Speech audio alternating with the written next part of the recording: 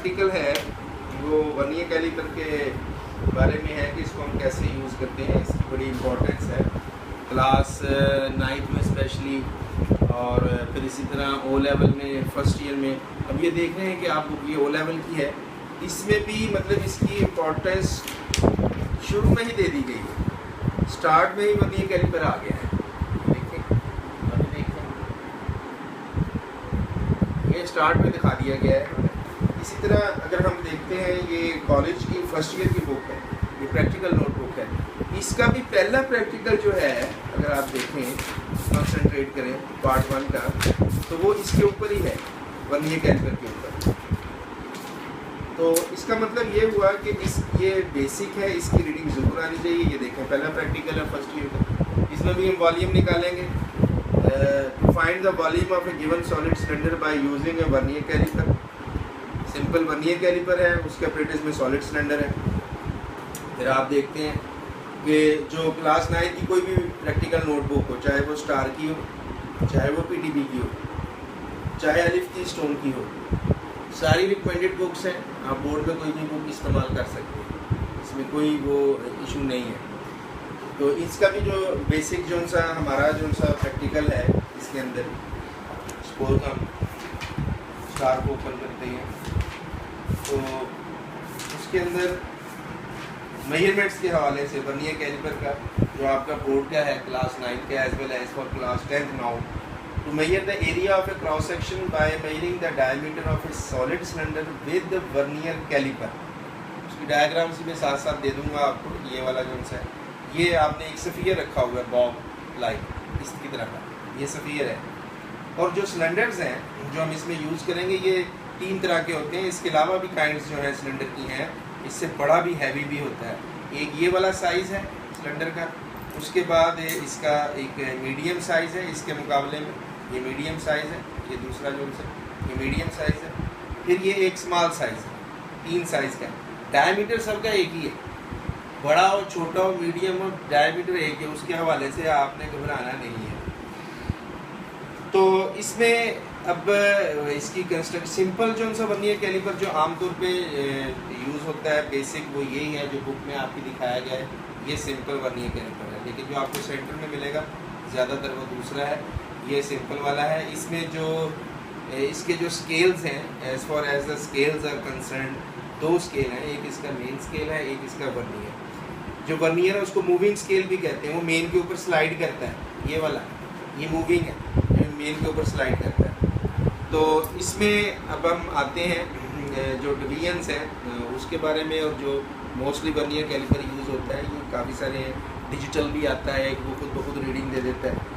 तो इसमें जो मोस्टली ज़्यादातर स्कूल्स में इस्तेमाल हो रहा है इस वक्त ये वाला वर्नियर कैलिपर है, आपको पेपर में भी यही आएगा।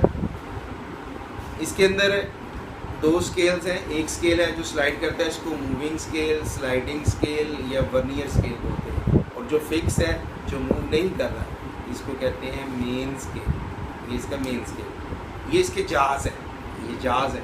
अब ये जाज 2 तरह के, एक्सटर्नल डायमीटर लेते हैं, एक इंटरनल। अब इस चीज़ का जो है मैं अगर यहाँ से ले रहा हूँ सपोज, तो ये इस नट का डायमीटर मैं बाहर से ले रहा हूँ, ये इसका एक्सटर्नल डायमीटर है।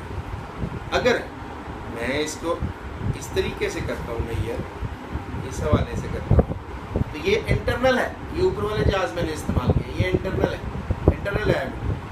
इसके पीछे आप देख रहे हैं एक ये बाहर निकलती है स्ट्रिप सी, मेटालिक स्ट्रिप। ये डेप्थ के लिए है, किसी भी चीज़ की हाइट या डेप्थ। जैसे अब ये हिस्सा है, इसकी मैंने निकालनी है कि कितनी, ये जितनी रीडिंग यहाँ से आएगी मेन स्केल से वो पढ़ लेंगे हम कि ये इतना डेप्थ है इसका। तो 3 चीज़ें हैं इसके अंदर, एक्सटर्नल डायमीटर, इंटरनल डायमीटर, और जो ये स्ट्रिप है ये डेप्थ के लिए है। अब हम आते हैं, सबसे पहले जब इसकी रीडिंग स्टार्ट करनी है आपने इसको बिल्कुल क्लोज कर देना है। क्लोज करके तो आपने नोट करना है कि इसके जो दोनों जाज हैं नीचे वाले जो उनसे आपने इस्तेमाल किए हैं, ये जब बंद होते हैं तो 0 मेन का और 0 वर्नियर का ये दिखाना है आपने। 0 मेन का और 0 वर्नियर का ये नज़र आना चाहिए। ये दोनों कोइंसाइड हो रहे हैं, ये एक लाइन के ऊपर आ रहे हैं, ये दोनों जो उनसे हैं ये एक लाइन के ऊपर आ रहे हैं। जैसे इसमें ये देखें आप, इसमें है जैसे एक लाइन के ऊपर है। ये दूसरा देख लें, इसमें भी ऐसे ही, ये एक लाइन के ऊपर है, दोनों लाइनें ऊपर है, नज़र आ रही हैं। इसमें कोई एरर नहीं है, इसमें ज़ीरो एरर नहीं है। ज़ीरो एरर अगर होता तो फिर उसकी दो किस्में थी, एक होता है पॉजिटिव ज़ीरो एरर, एक होता है नेगेटिव। तो मैं डायग्राम्स दूंगा उसमें। अगर राइट साइड पे चला जाए ना वर्नियर का स्केल, इस साइड पे चला जाए जैसे ये मिलाते वक्त शुरू में, तो फिर वो पॉजिटिव ज़ीरो एरर होता है राइट साइड। राइट का मतलब सही, तो पॉजिटिव होगा तो जितनी रीडिंग वो यहाँ से मूव करेगा उतनी हम मल्टीप्लाई करके लीस्ट काउंट से उसको आखिर में जो हमारे पास रीडिंग आ रही होगी आखिरी कॉलम में, उसमें से माइनस कर देंगे। इसी तरह अगर ये इस साइड पे आ जाता है, राइट पे नहीं जाता, आपके इस साइड पे लेफ्ट पे आ जाता है, तो नेगेटिव ज़ीरो एरर होगा। नेगेटिव में प्लस करना है, नाम उसका नेगेटिव है, करना उसमें क्या है, प्लस करना है। जितनी रीडिंग है वो इस तरफ आएगा उतना। लेकिन आपको 95% चांस है कि जो वर्नियर कैलिपर दिया जाएगा उसमें एरर नहीं होगा। हम जो ये देते हैं इनमें ज़ीरो एरर नहीं होता, 5% चांस। अब हम इसकी एक रीडिंग लेके देखते हैं कि इनके जो कॉलम है, कॉलम के ऊपर अगर आप आते हैं तो इनके जो कॉलम है वो यहाँ से देखते हैं कि कॉलम हमारे पास इसके जब हमने निकालने हैं तो एक लेंथ के हवाले से होगा, एक डायमीटर के हवाले से। ये दोनों क्यों होंगे, लेंथ और डायमीटर दोनों क्यों निकालने हैं? क्योंकि जब आपने वॉल्यूम निकालना है सिलेंडर का तो उसका फार्मूला क्या है, पाई आर स्क्वायर एल। उसमें आर भी यूज़ होना है, एल भी। एल फॉर लेंथ होगा, आर जो है रेडियस होता है और रेडियस डायमीटर का हाफ करने से निकालते हैं, इसलिए डायमीटर लेना पड़ना है सिलेंडर का। एक सिलेंडर हम सपोज ये लेते हैं, ये बड़े वाला सिलेंडर ले लेते हैं, तो बड़े वाला सिलेंडर लेते हैं, इसकी रीडिंग को चेक करते हैं। इसमें पहले हम सबसे लेंथ निकालेंगे, इसको ओपन करेंगे। आप इसको इस तरह फिक्स करो ताकि ये इसकी रीडिंग सही आए, आपको नज़र आए। हम यहाँ रखेंगे इसको, सिलेंडर को ना नीचे रखना है ना ऊपर रखना है, दरमियान में रखना है इस जगह पे, ठीक है। फिर आपने मेन स्केल की रीडिंग पढ़नी है। मेन स्केल की वो रीडिंग पढ़नी है जो वर्नियर के ज़ीरो से पहले हो या वर्नियर के ज़ीरो के ऊपर हो। वो रीडिंग अगर हम यहाँ से देखते हैं तो इसका जो ज़ीरो है मेरे पास 1.8 आ रही है, 9 से थोड़ा सा लेफ़्ट पे है। 1.8 अगर आप देखें तो 1.8 आ रही है इस वक्त रीडिंग, जो मेन स्केल की, बड़े स्केल की है, जो मूव नहीं कर रहा। आप भी देखें 1.8 आ रही है, ठीक है, 1.8 स्केल नज़र आ रहा है, 1.8 आ रही है। अब ये जो 1.8 आ रही है ये स्केल की रीडिंग है, ये ज़ीरो है, ये ज़ीरो वर्नियर का है। अब हमने वर्नियर की जो लाइनें हैं, डिवीजन्स हैं, मार्क्स हैं, थ्रेड्स, इनको थ्रेड्स भी बोलते हैं, मार्क्स भी बोलते हैं, डिवीजन्स भी बोलते हैं, लाइंस भी बोलते हैं, वो हमने देखना कौन सा ऊपर कोइंसाइड हो रहा है। जो कोइंसाइड हो रहा है ना पहले हो जाए उसको लिख लेना, ये 2 भी हो सकते हैं, ये 3 भी हो सकते हैं, जो बेस्ट हो और पहले आ जाए उसको लिखना है। इसकी बेशुमार रीडिंग्स हैं, मैं वो देख के आपको बताता हूँ कि इसमें से कौन सी कोइंसाइड हो रही है। 0.5, 1, 2, 3 और 4, 5, 6, 7, आई थिंक 7 जो है 7.5 जो है वो बेस्ट कोइंसाइड हो रही है, जिस पे मैंने निशान लगा के पढ़ी किया। ये 7.5 नज़र आई, ये पेंसिल जहाँ रखी मैंने, ये 7.5 नज़र आ रहा है पेंसिल का सिक्का, ये 7.5।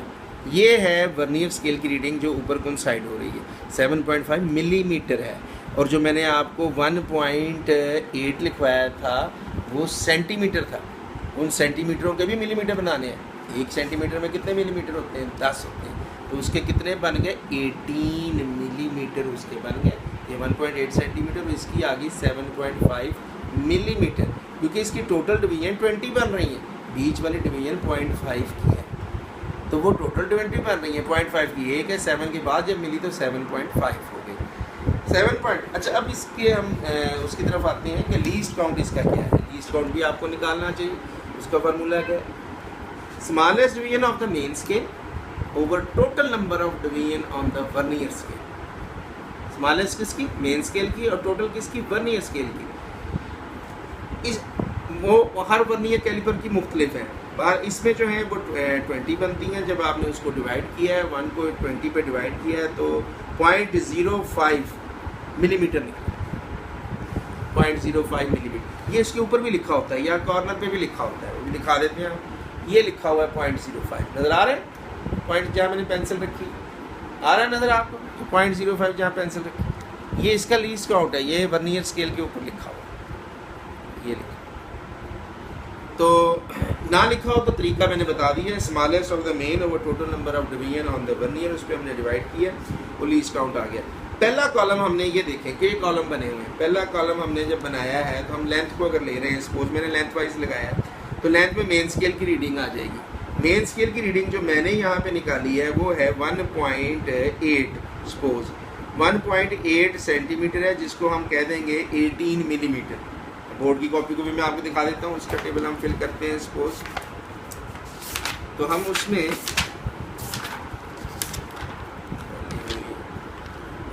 ये एक रीडिंग में पहले एक सिलेंडर से ली गई थी 1.9, वो उसके बिल्कुल करीब है सेंटीमीटर की, जो मैंने बताई थी 1.8।